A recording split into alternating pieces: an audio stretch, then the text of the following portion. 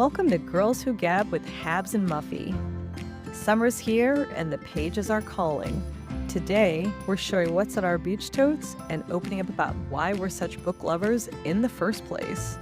Enjoy! Hey Habs, it's Muffy.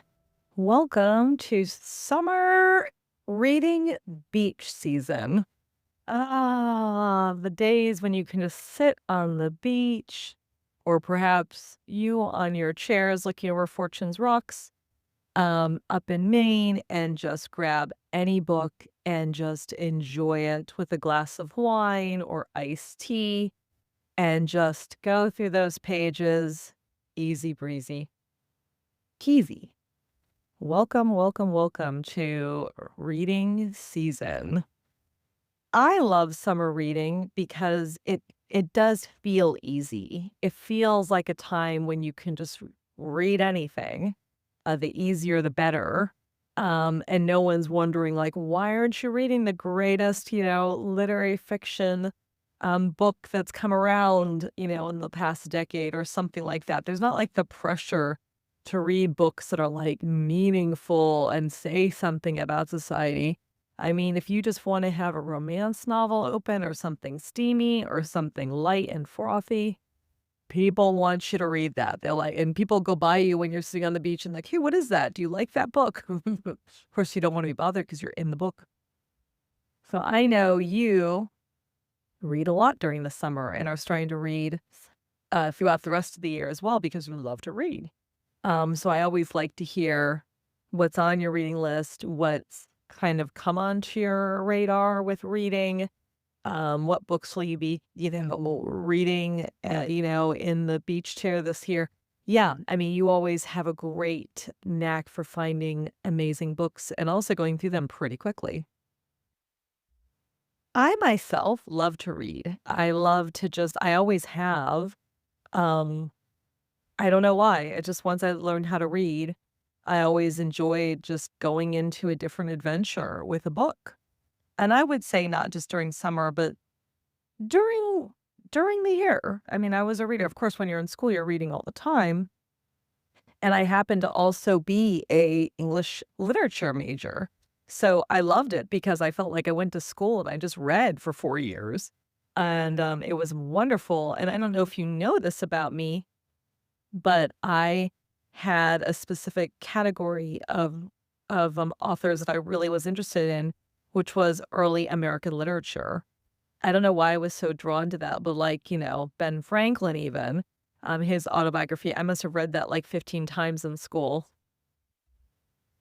Just Theodore Dreiser, Herman Melville, Walt Whitman, Longfellow, oh, Edgar Allan Poe, of course. Like, I took as many classes that I could take of early American literature, and I ended up also doing my little senior thesis. I think we had to write a paper and also do a presentation, was on one of those authors. I mean, I just was really drawn to that type of literature. So I feel like, I majored in reading in college, and then post-college, I'm a person who always has a book on her, beside her bed. Whether I'm reading it or not, I have it there.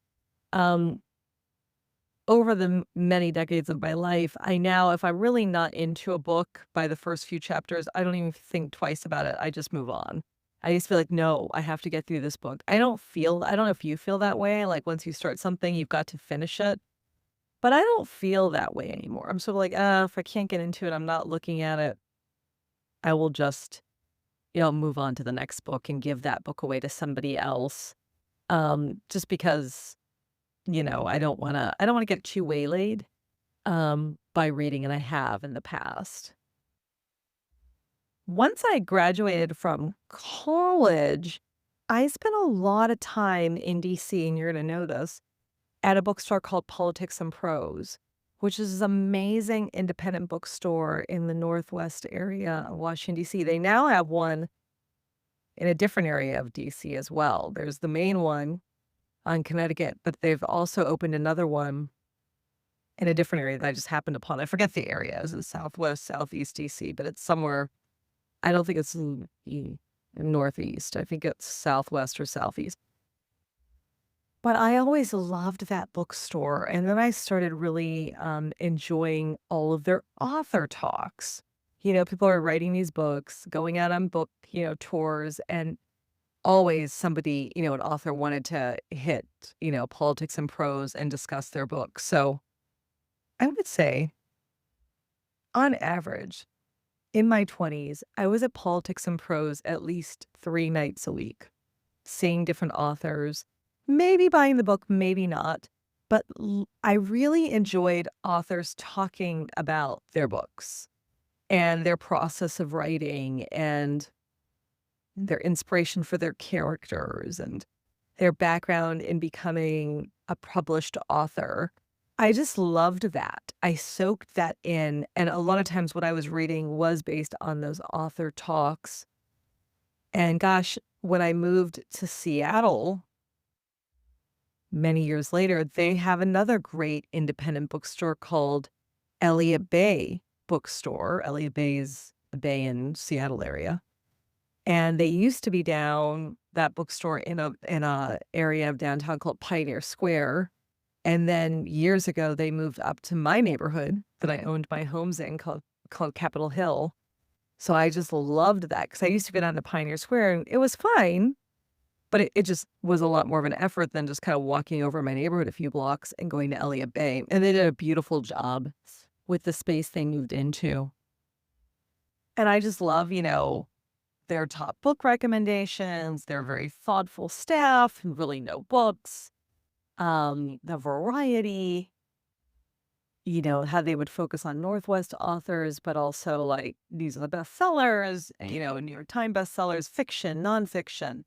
Um, I don't know. I loved Elliott Bay.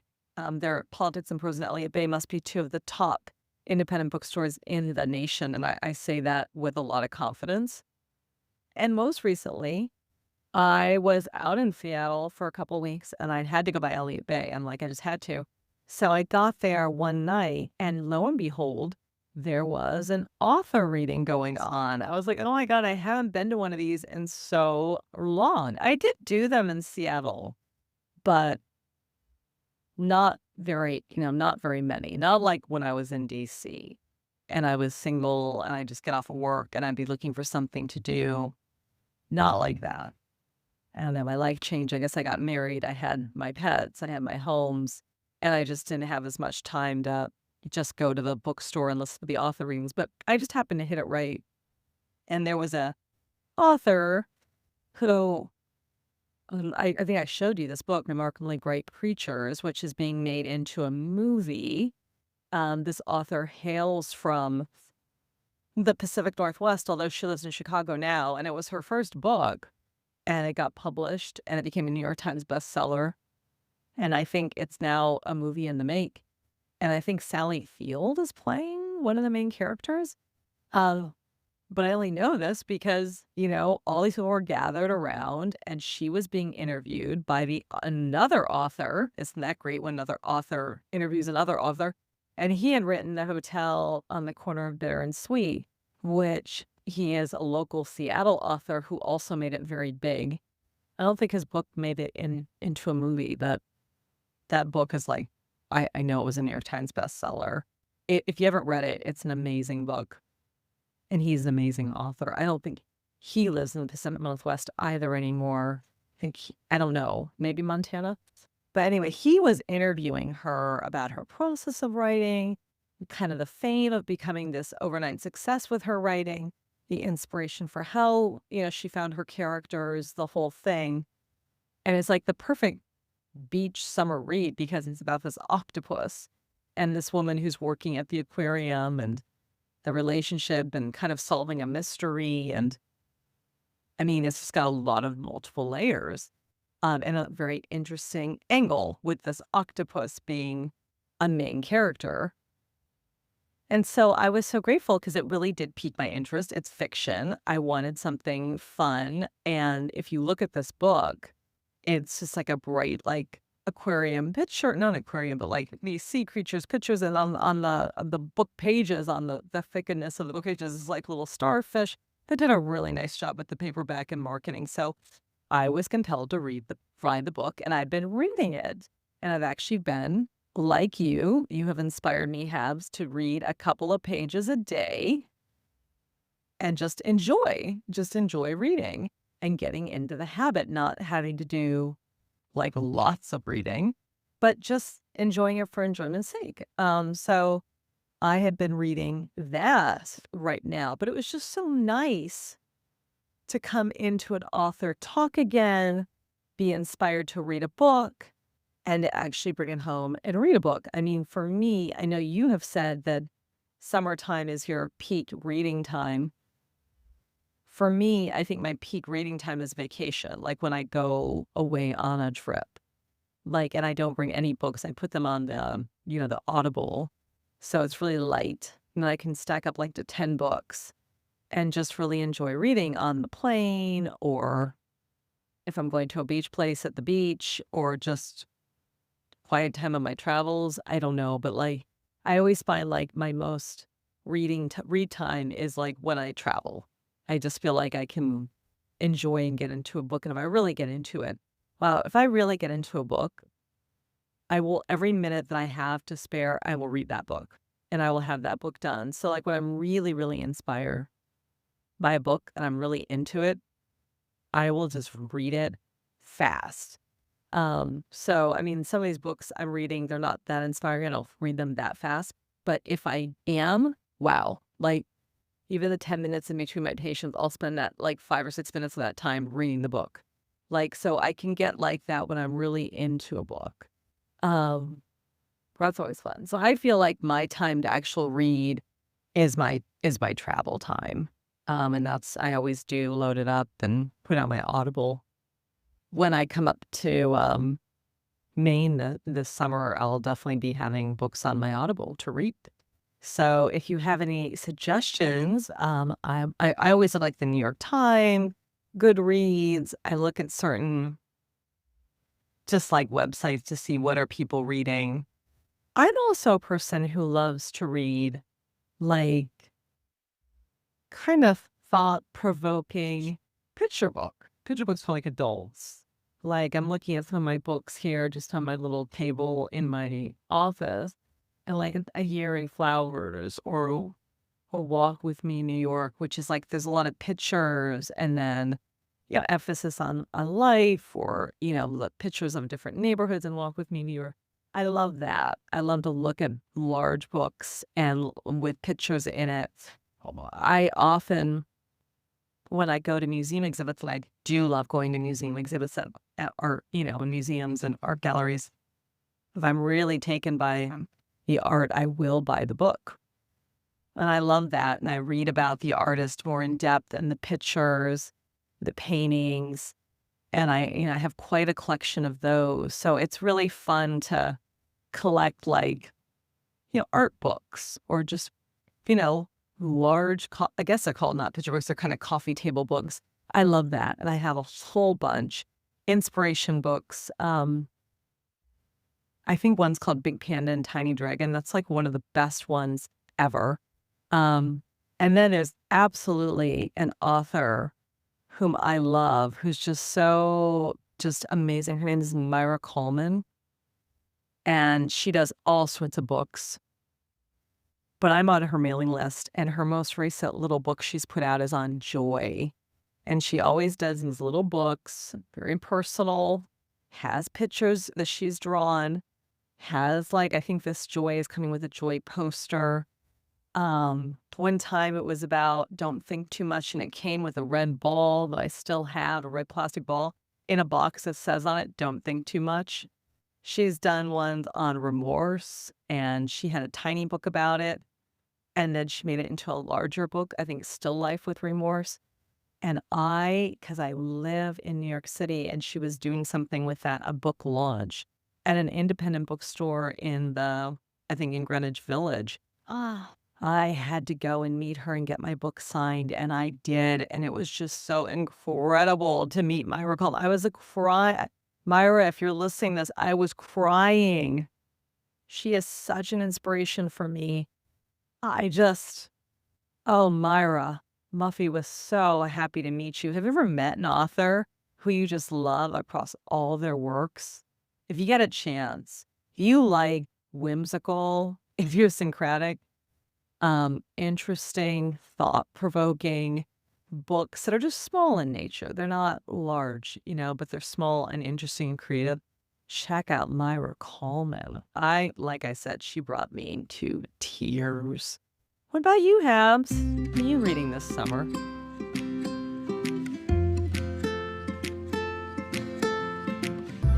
Reading is a topic I could talk about for a long, long time. I love this subject, Muffy, and I love to read. And I do read a lot. Now, I have to say, pre-kids, I read a ton. I read all year round, not just in the summer. And I read everywhere. When I was little, I would read or even in school, I would read in the bathroom. My mom would often knock on the door and be like, "Hey, you've been in there a while. Are you okay?" And I would just be so sucked into a book. And plus, the door was closed. Nobody could bother me. And I would read. Yes, I read a lot in the bathroom. Post kids, I've had less time to read. So summer reading is nice for me. And I do go through a bunch of books in the summer because I don't know, the girls are out of school. We have different schedules. We spend a lot of time in Maine. And so I'm not at home, with things that I need to do or should to do. The obligations are less. And so it's just a delightful time. And reading on the beach or reading in front of the rocks at Fortune's Rocks in an Adirondack chair. Sorry, I can't say that word is just, it's like heaven for me. And I mean, I also grew up reading at the beach. So, my parents taught me and gave me a love of reading as well as my brother. I didn't do so well with my girls, but they do like to read. But, we would spend our summers on Martha's Vineyard and we would go to the beach every day and you had to bring stuff to do. I mean, we went in the water, but, often throughout the day, but we would read a lot. We would play in the sand. And when we were younger, my mother used to, like, at the end of the day, we would come home. I think this was when we were renting a house. Um, we eventually built a small cottage. But when we came home at the end of the day from the beach, a way for her to get a shower when I was really young, and my brother was like, he was 6 years older, she would plop me in a playpen with a whole bunch of books, and I would just sit there and read them. I couldn't read at the time. I would just kind of go through them and tell myself stories. Jay was like that as a child. She would just read books in her crib. It was so sweet. It reminded me of me, even though I don't really remember that. And it was a way that my mom could get her shower because my dad wasn't always there. He was off working and he would come on the weekends or maybe take a little bit of time off. And then, yeah, so I just read a lot of books. And then also, I mean, I just have such fond memories of summer reading because when we were on the vineyard and we lived in Edgartown, we had this amazing library with an amazing librarian, Mrs. McGinnis. I mean, she was just magic. You would go in and say, "I'm thinking I want to read something about this." And she'd pull out like 10 books. I just read all summer long. Um, and one year even, I mean, I was younger, so these books were much smaller, but I read 100 books, so I got a little prize. Yay. Yeah. And on the 4th of July, I would go in the library parade. I think I mentioned that in another episode. So I just had really fond memories of summer reading. And like I said, when had kids, when I had tea, the ability to find time, especially as a mother, to read just evaporated. I just didn't read. I didn't read for a long time. I think the first time I read, I remember T was 4 and I was in Miami on a girls' trip and I was like, oh my God, I'm reading a book. I mean, before T and J, I would read the Wall Street Journal from beginning to end. All the time. I love the Wall Street Journal. I love the feel of a newspaper. I love the Financial Times. I love the feel of books. Even as a kid, I would read I have not been too into picture books as an adult. It's just I need to sink myself in something. But as a kid, I and there's no correlation here whatsoever, but as a kid, I also read a lot of comic books. So they were a quick, easy read. And I mean, I read Archie, Richie Rich. I mean, my brother and I amassed like a huge library of comic books. And I would read these books every summer over and over and over and over. That is something I do. If I really like a book, I can read it many, many times. Uh, yeah, I think I'm with you. I typically, if I don't like the book and I'm not into it, I usually just put it down and move on. Now, every once in a while, there's something that I just get through maybe the first 100 pages or more, that there's something in me that just has to stick with it and I get through it, but then I really enjoy it, probably even midway until the end. One of those books is A Gentleman in Moscow. I just had a hard time getting into that book. I don't know why. But by the end, I was just hooked, and I mean, just there's so many questions and so much discussion about it and what you think really happened in the end and who the guy met and, like, yeah, I mean, so I think that's also one of the things I love about books is just, like, the discussions that one can have. I had a very inspiring English teacher my junior year who really taught us we read a lot of books, and pretty quickly, like, we were reading several books a week, I think, and or maybe 1 a week, and he would just talk about the symbolism and the analogies and really getting at the meaning of the book, so it just really even grew my love of reading and, like, really thinking about like, reading gets me thinking about things and, sometimes I have to admit after a book, because 'cause I've been so immersed, I finish it and I'm like, I'm really still in the world of the book and I'm not in my actual world, and it feels kinda weird. I'm so impacted and affected by the book that I can't it takes me a while to, like, rejig my I don't know, my brain and my, relationship with reality, like, "Oh, yes, I need to be in reality, not in this book." But, I mean, that's the kinda thing that people love about books. It's just like that's why they write movies about kids or adults, like, jumping into a book and experiencing it because it's kinda that kind of feeling. I have actually not been to an author talk. Now, I will amend that and say I've done it once or twice through our public library in my town because I've been on the board, but it's been more for, like, fundraising purposes, and so I haven't really, like, paid attention to the author because 'cause I've been working or doing something else, but I've never been to a bookstore and listened to an author talk. Isn't that interesting? Yeah, I don't know why. When I think about that, I think about, like, the book and the movie Under the Tuscan Sun. I love that movie.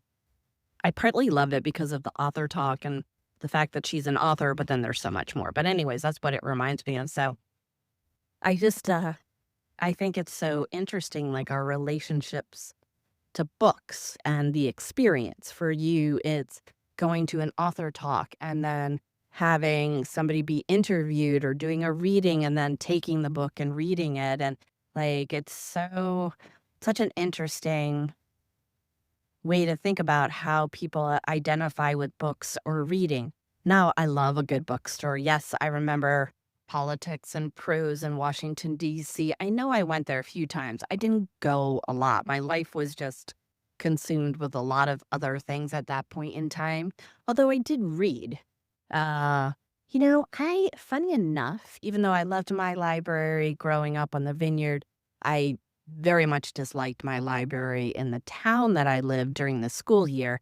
They were just horrible people, and my dad agreed with me. They just weren't nice. But um, I tend to just buy books. I mean, growing up, I went to the library and that's what we did. But I had a boss, my first kind of real official boss, and he made a comment to me about like, he's like, the one investment I think that's always worth it is buying a book. And so that kind of stuck with me. And even though I've been on the library board, I don't actually really take out a lot of books. I know I'm admitting that on this podcast, but I tend to buy books. And, I keep books that I love, but I do give books and trade books with friends. And I think that's kind of nice too. I do get a lot of my recommendations from friends. I also get it from, um, just, I don't know, kind of perusing the bookstore or some of these book clubs like Jenna's book club, Jenna Hagerbush, who's on the Today Show. She actually recommends a lot of good books. Reese Witherspoon offers her book club. They offer some really good books. So I really get the ideas from like all over the place. Same with my reading. Growing up, especially in high school, I also really enjoyed a lot of early American literature and authors. And others that were very memorable for me. I didn't know that about you. I did know you were an English major. I kind of feel like maybe I should have been an English major. I don't know if you wrote a lot of book or had to write a lot of papers as an English major. You probably did. I just felt like we were always writing papers as poli-sci students. But now that I think of it, I loved writing papers my junior year for English class, but not so much for my poli-sci classes as a college student. So that should have been a sign that maybe I shouldn't have been a poli-sci major. Yeah, lessons we learn. Yeah, I love like the early American authors. I love the authors from the 1920s, like a lot of the American authors that went to France in protest of the war, to escape and write. Like I love that whole genre.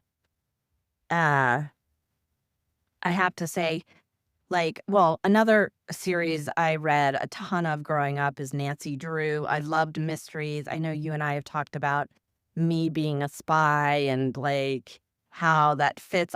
I love that. I mean, Nancy Drew's not a spy, but she was a sleuth. But I think I own every Nancy Drew book possible. I mean, I did give them away to the library, but you know, one of my favorite books is this book called The Eight, and it's about this woman who's like, I don't know, she does like computer science and she's going to I want to say she's going to like Tangier or somewhere in that general vicinity. And a fortune teller tells her something and it becomes this mystery and she gets like wrapped up in this mystery of unearthing like this like famous like historical, not famous, but like this chessboard from a long time ago. And like the book talks about math. I know that sounds really weird, but it was fascinating, like the way that they wove the subjects in together. I still have that book. I love that book.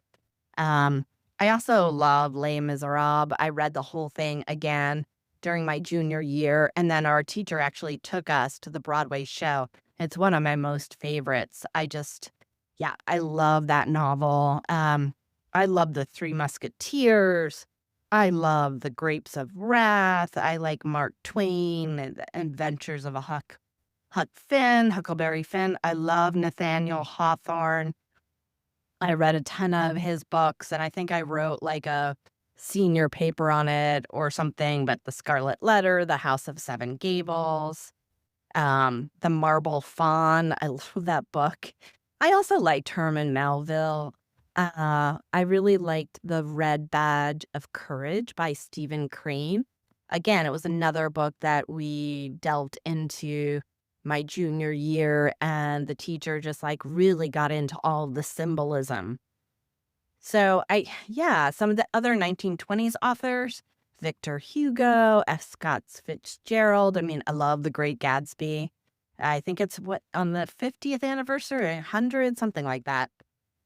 I love Hemingway. The Sun Also Rises, another really great book. Ethan Frome, written by Edith Wharton.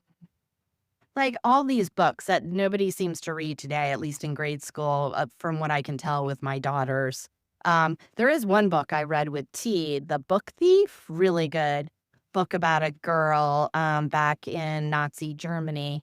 And so I read that a couple of times. I read it on my own. It's more of like a teenager book, but then I read it with her. Just going back, some more recent ones I read was called The Motherless Land by Nikki May. It was a Jenna Bush Hager recommendation about a girl from Nigeria. She ends up having to move to England and just never fitting in, but just things that unfold with her family because her dad is from Nigeria, but her mom was from England. She dies in a car crash. I mean, it's not like a surprise. It's at the beginning of the book, but like a really good introspection on like living in a place that she loved, then moving to a place where nobody else is like her, and then moving back and kind of like what that all looks like in the relationships. I oddly really like books about Africa. I say oddly, just, I don't know, there's something about it. I went in college to Kenya. There's a lot of heart in the stories and it just simplicity, but yet like great stories that are told. Another book I really loved that I read, I think in my 20s, it was by Sarah Erdman, and she was in the Peace Corps, and she went to the Northern Ivory Coast and lived in an African village for 2 years. It was during the height of the AIDS epidemic, and she was trying to teach, healthcare to the people in her village, and the book is called Nine Hills to Nambonkaha. I'm not gonna pronounce that correctly. 2 years in the heart of an African village. An amazing read. I know I got it over, but I could go on and on about the books that I've read. Like, clearly, you can tell that. So,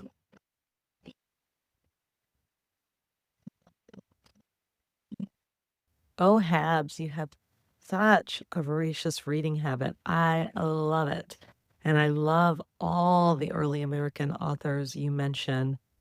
They're just, I mean, yeah, I loved being an English major because, like I said earlier, I just loved reading. I had to do a lot of papers.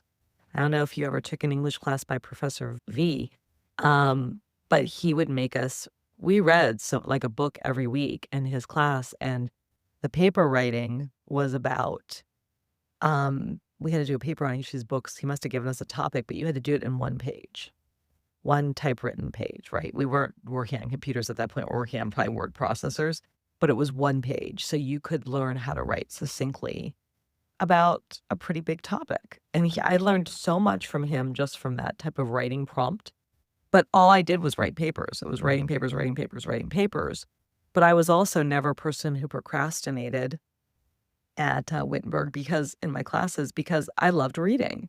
So I just read, and then I would basically just do my paper. It was just, I was always sort of ahead of class because well, I'm not a procrastinator in the beginning, but I loved reading. I always say I went to college, read for 4 years, and I was a political science minor. And you're right, there were a lot of papers in that area too, and a lot of reading, but the reading was much more focused on politics and policy and things like that, which I also found fascinating. So I love to read. Um, but gosh, yeah, I love so many of the authors you brought up. So yeah, you have my heart. I didn't realize you loved all those early American authors. I can totally see you in your little playpen, just like looking through the books and telling yourself stories. That is how children's love of reading gets established, right? It was funny. I went over and saw a little cousin of mine. He's only just, oh gosh, 14 months.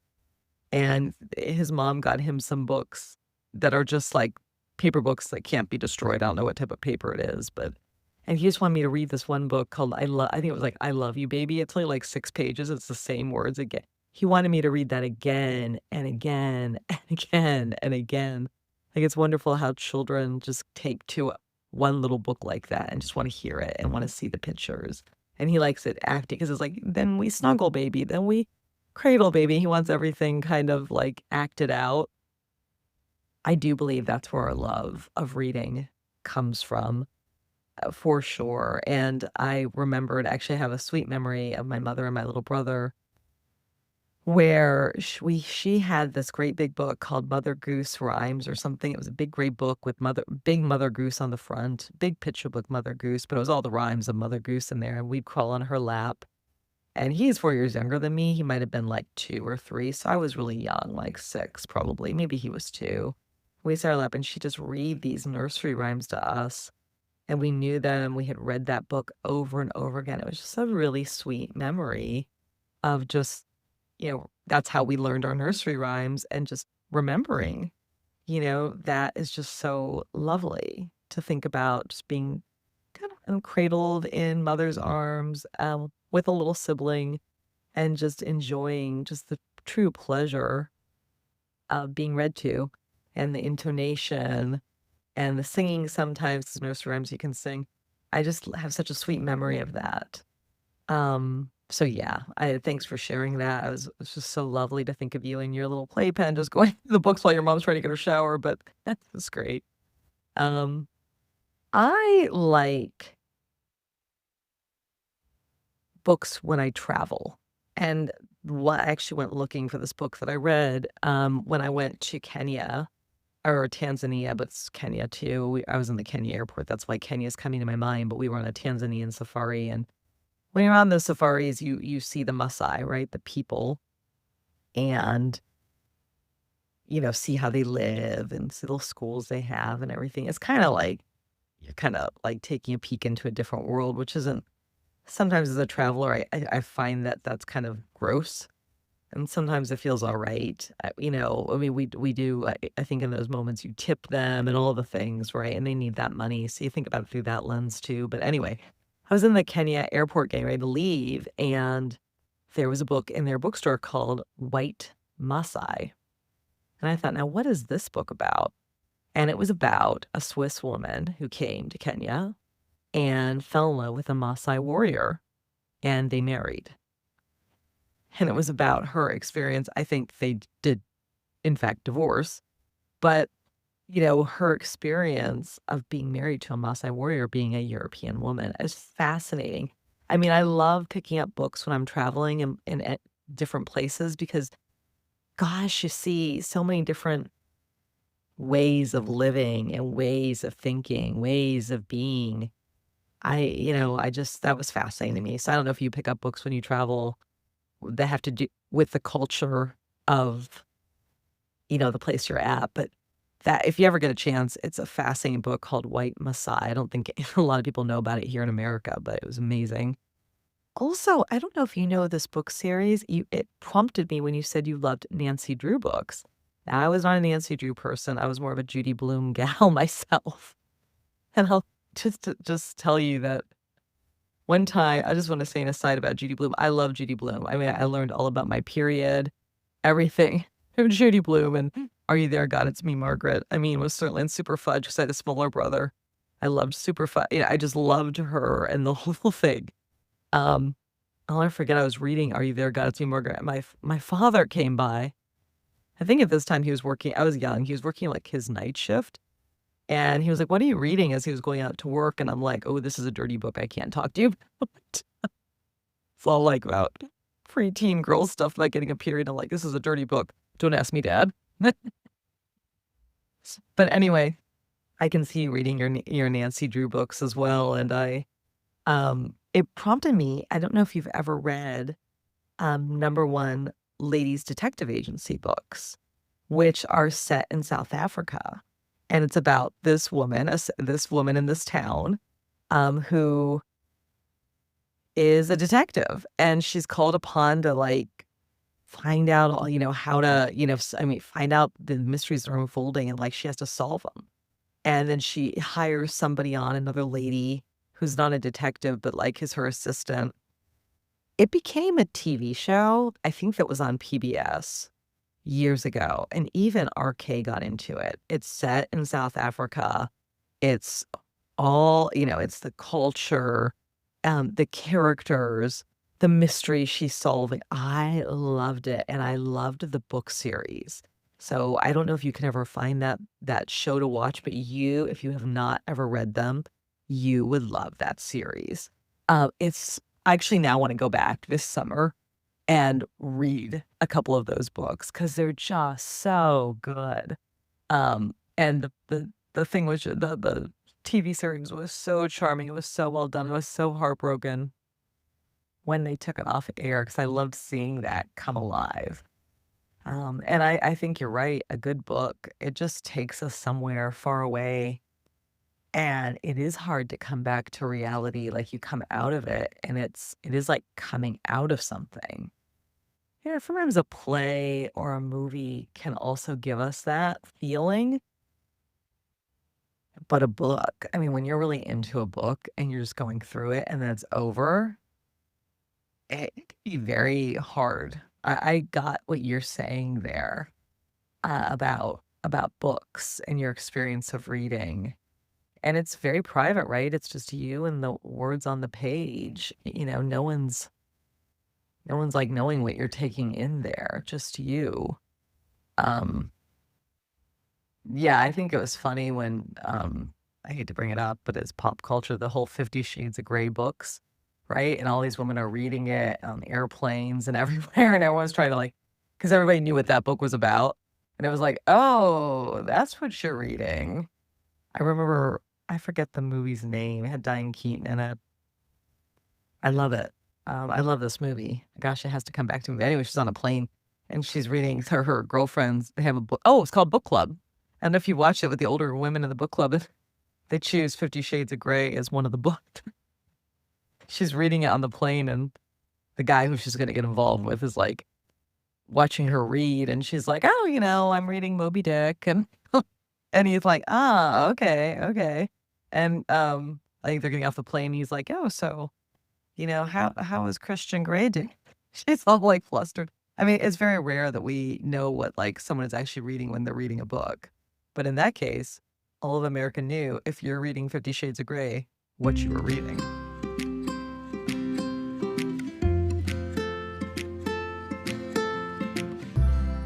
Oh my God, Muffy. Yes, I can totally relate to your 50 Shades of Grey um, comments.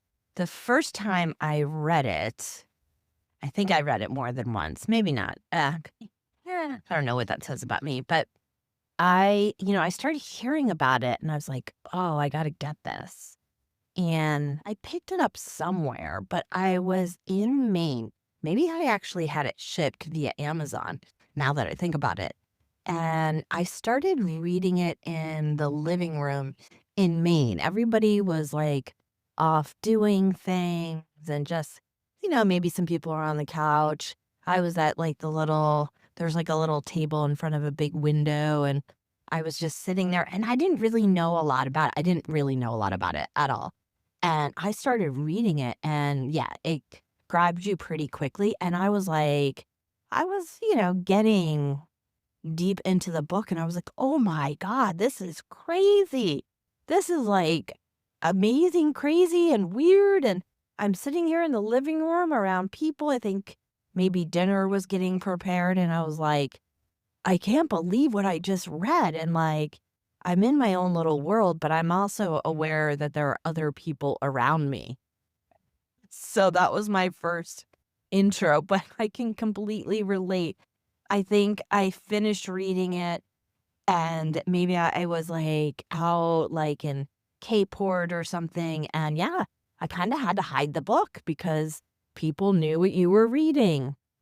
So it's so true. Often people really have no idea what you're reading unless they've read the book themselves and they're just really into it. Now, I remember there was a John Grisham book that I read back when we lived in DC, and I was on the subway, and I was literally 2 pages away from the ending where it was gonna reveal. I can't remember the name of it was I can't remember the name of the book, but, like, maybe it was about, somebody was on trial for doing, like, doing a murder or something, and, um, I was, so I'm like 2 pages away from finding out whether they were guilty or not guilty.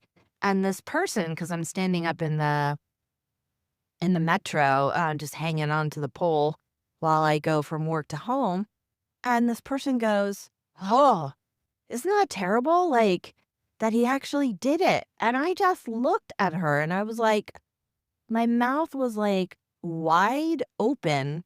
And I was like, "You just told me the ending." And then I'm looking around at other people and they're like, "Yeah, that woman just told the other woman the ending of her book." Like, who does that? That is just, yeah, I was so annoyed, but I couldn't say anything because I got out of the metro and I'm just walking away in total disbelief. Yes, reading is so very private. I often feel like I'm becoming the character or the main character in the book. And like, when I stop reading, I have to remind myself that I'm not in the book, that I'm not that character. I don't know if that's good or bad, but yeah, it is such a private experience, but I think what makes reading so interesting is that when I'm reading in my head, like I'm creating the voices, I'm creating the image of the person, even though there might be description in the book, I'm kind of painting my own picture. So I may have one picture of a book that I'm reading, and someone else who's reading the same book may have a different picture. I think that's what, it's like that imagination just flourishes. And man, do I have an imagination. I mean, maybe that's a topic we need to do sometime because man, oh man, I have an imagination. Oh, yes, I love Nancy Drew. I have not heard of the lady detective books. So I did actually go online and I Googled it to see what it was all about. And the show looks fun. I think maybe it's a teenage read. I don't know. Maybe I'll check out one of the books with Jay. So I don't know. Yeah. I mean, both my girls learned to read pretty easily and early on. I mean, they just picked it up. Um, I don't think they read all the time, but they do read. They do enjoy it. And I think that will only grow as they get older. Another habit of mine besides the bathroom is the bathtub. I used to read in the bathtub when I took baths growing up. And I would sit there for hours and hours. Sometimes I'd drop the book in the bathtub, but I would dry it out and continue to read it. I have to say, because I like the physicalness of a book, I'm not gentle on my books. Like, I was just reading while I was eating my lunch, and I had food all over the book. So my books kinda get a lot of wear and tear, but I kinda like that. It shows, like, that the book was going through like, the book and I were going through something together, like the daily journey of my life, but also me reading I know that sounds silly, but I just yeah, so I don't mind that I don't wanna say abuse my books, I'm just not gentle. I can see how you liked majoring in English in college because you just got to read for fun. Yeah, reading, like, English lit and books is so much better than having to read stuff for your political science minor, for sure.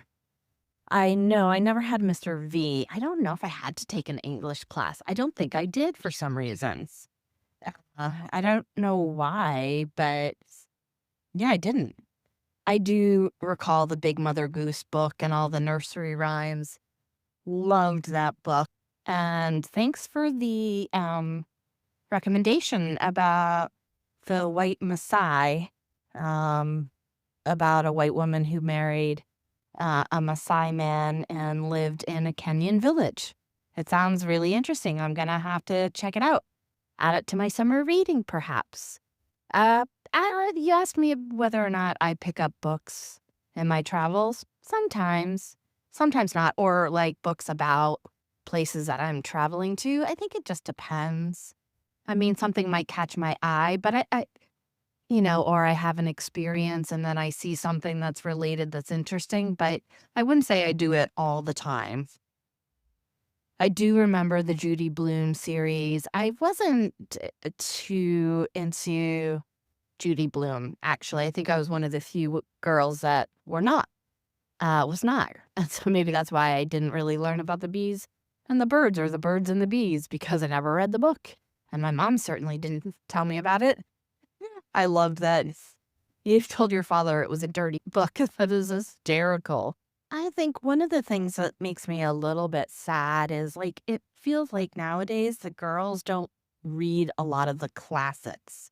And they don't read, they just, the books they read are, some of them are good and they speak to more like current issues and current things kids are going through, or maybe always went through and we just didn't have those kind of books. But I also think the classics are really important. In a way, they tell about history, but while making it fun to learn about. Like, I've never been a big history buff, but if I read a fictional book and I don't know, there's some kind of history lesson woven into it, I think it sticks with me a lot more and I resonate with it more, just because it's told around a story versus, I don't know, I don't get into studying the American Revolution and what happened here and there and what these monuments stand for. And I don't know, I just like, I'm not engaged. I guess the reading makes it more engaging to learn about that kind of stuff. So, I don't know. And I also read a lot of graphic novels, which are very similar to comic books. But it's like, if you buy a graphic novel, it takes them like 20 minutes to read, and then they're done, or 30 minutes maybe. I don't know.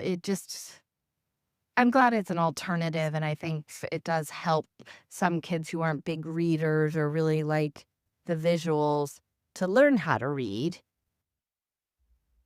And I know that T is reading a few classics, but I hear very little about it. So to me, that's a little bit disappointing and kind of sad because I think the classics do bring us back to learning about different points in history. I mean, kind of like a lot movies, And so I just wish that there was more of an emphasis than it seems like there is, especially in a place where I live, which is a university town. Oh, I had one question I'll leave the listeners and you with, Muffy, is do you ever read a book over and over again? I do. Some of my favorite books I've read over and over and over.